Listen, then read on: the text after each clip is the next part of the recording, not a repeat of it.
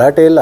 ಇಲ್ಲಿ ಅವು ಜಿಲ್ಲಾ ಮಧ್ಯವರ್ತಿ ಬ್ಯಾಂಕಿನ ಎಂಪ್ಲಾಯಿಗಳು ಅವರವ್ರ ವಿನಿಯನದಲ್ಲಿ ಏನೋ ಸ್ವಲ್ಪ ಸಮಸ್ಯೆಗಳಿದ್ದು ಅದನ್ನು ಇಲ್ಲಿ ಚರ್ಚೆ ಮಾಡಲಿಕ್ಕೆ ಅವರೇ ಬಂದರು.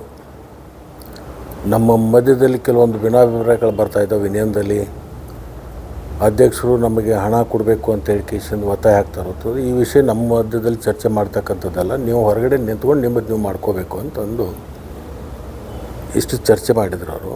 ನಾನು ಹೇಳಿ ಕಳಿಸಿದೆ, ನಿಮ್ಮಲ್ಲಿ ಏನೋ ಭಿನ್ನಾಭಿಪ್ರಾಯ ಇದ್ದಾವೋ ಅದನ್ನು ನಿಮ್ಮಲ್ಲೇ ಬಗೆಹರಿಸ್ಕೊಡ್ರಿ ಅಂತ ಹೇಳಿದೆ ನಾನು. ಆಮೇಲೆ ಹೊರಗೆ ಅಲ್ಲಿ ಶ್ರೀಕಾಂತ್ ಆಲೂರು ಅಂತಕ್ಕಂಥ ಒಬ್ಬ ಹುಡುಗರು ನಮ್ಮ ಕಾರ್ಯಕರ್ತ, ಈ ವಿಷಯ ಇಲ್ಲಿ ಯಾಕೆ ತಂದಿರಿ, ಅದು ನಿಮ್ಮಲ್ಲೇ ಬಗೆಹರಿಸ್ಕೊಡ್ರಲ್ಲ, ಇದನ್ನು ಸಾಹೇಬ್ರ ಕಡೆ ಯಾಕೆ ತಂದಿರಿ ಅಂತ ಕೇಳಿದಾಗ ಅವಾಗ ಅವಾಚ್ಯ ಶಬ್ದದಿಂದ ಬೈದರು. ಯಾರಿಗೂ ಶ್ರೀಕಾಂತ್ ಆಲೂರು ಅವಾಗ ಜಾತಿ ನಿಂದನೆಯೂ ಮಾಡಿದರು.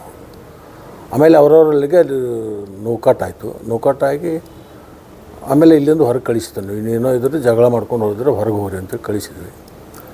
ಶ್ರೀಕಾಂತ್ ಆಲೂರ್ಗೆ ಮತ್ತು ಅವರಿಗೆ ಆಗಿರ್ತಕ್ಕಂಥದ್ದು ಅದು ವಕವಾದ. ಅವನಿಗೆ ಅವಾಚ್ಯ ಶಬ್ದದಿಂದ ಬೈತಾ ಇದ್ದ. ಅದನ್ನು ನೋಡಿ ಅವರು ಕೈ ಮೆಲಾಸಾಕತ್ತಿದ್ರು. ನಮ್ಮ ಹುಡುಗರು ಎಲ್ಲರೂ ಕುಡುಕಿಸಿದ್ದು ಹೊರಗೆ ಹೋಗ್ರಿ ಇಲ್ಲಿಂದ ಬೇಡ ಅಂತ ಹೇಳಿಕಿಸ ಕಳಿಸಿದ್ದು ಇಷ್ಟೇ. ಬಿಟ್ಟರೆ ನಮಗೇನಾದರೂ ಅದಕ್ಕೇನು ಸಂಬಂಧ ಇಲ್ಲ.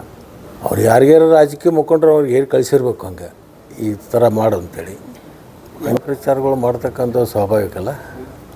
ಈಗ ಅರ್ಧ ಅವಧಿ ಆಗೈತೆ, ಮುಂದಿನ ಅರ್ಧ ಅವಧಿ ಒಳಗೆ ಇಂಥವೆಲ್ಲ ನಡೀತಿರ್ತಾವೆ. ಅದನ್ನೆಲ್ಲ ಬಡಿದು ಇಲ್ಲೇ ನಮ್ಮ ತಾಲೂಕದಾಗ ಆಗಿರ್ತಕ್ಕಂಥದ್ದು ಸ್ವಾಭಾವಿಕ. ಯಾರಾದರೂ ಅದ್ರದ್ದು ಹೂಡಿರಬೇಕು. ಅದ್ರದ್ದು ಮುಂದೆ ತನಿಖೆ ಆದಮೇಲೆ ಗೊತ್ತಾಗತ್ತೆ. ಅದು ತೆಗಿತೀವಿ ಅದನ್ನು ಏನಾದ್ರು ಅನ್ನೋದು.